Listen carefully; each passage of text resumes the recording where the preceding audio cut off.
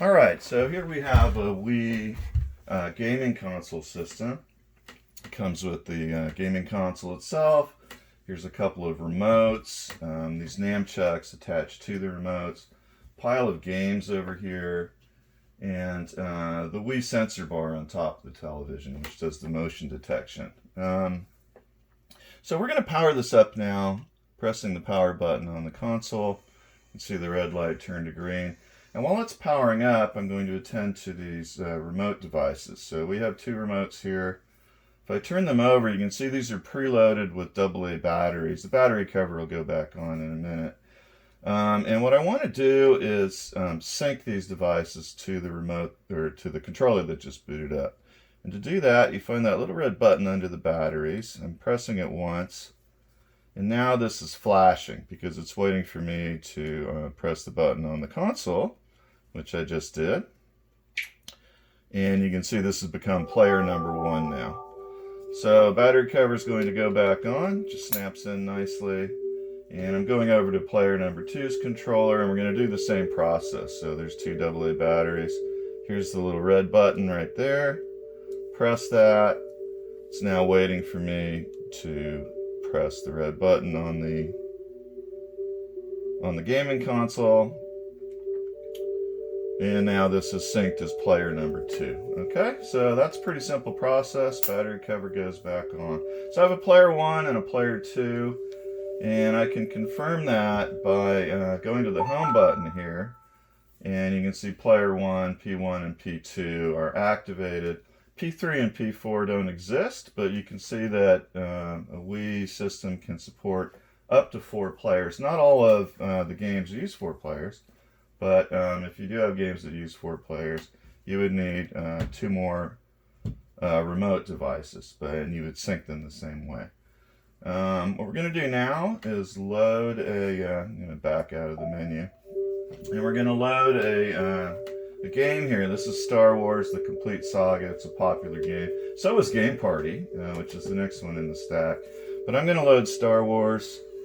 The label, I did that a little quickly. The label faces to the right, or if you have the gaming system out of the boot and just sitting on the table, the label faces up like that. A lot of people just do the gaming system that way.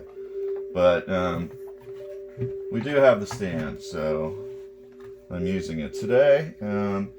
So while I was talking, the game loaded into this little box here. And now I'm going to pick up the remote. And you see the little hand moving. That's because the sensor is understanding that I'm moving the controller around. And so what I do is I just find this box and I press the A button. And now there's Star Wars: The Complete Saga. I'm going to go to start now, press the A button again. And there's always a bunch of screens before you get to the game. This is a disclaimer from Nintendo so that you don't see them. But you just press A and you get through those screens. This particular game uses the nunchuck. So what I'm going to do is take the nunchuck here. I'm going to attach it on the bottom. And that's all there is to it. It doesn't have its own battery supply. And here we go with the Star Wars stuff.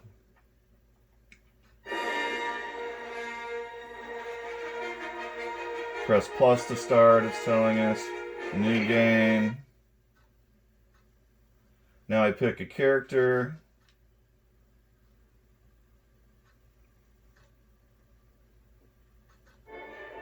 And here we go. So we're off to play the game now. Just resume, that's fine. So there we go. That's how this gaming system works. And I hope you enjoyed this demonstration. Oh, you know, when we're ready to exit, we're going to press home and go to the Wii menu. If I can find it, there we go. Wii menu. And this is just prompting us not to save the thing, or save it if we wanted to. Going to press yes. Now we're out. And we can just power the machine off the way we did originally.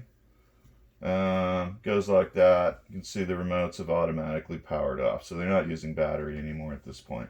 So I hope that you enjoyed this demonstration. Thank you for watching.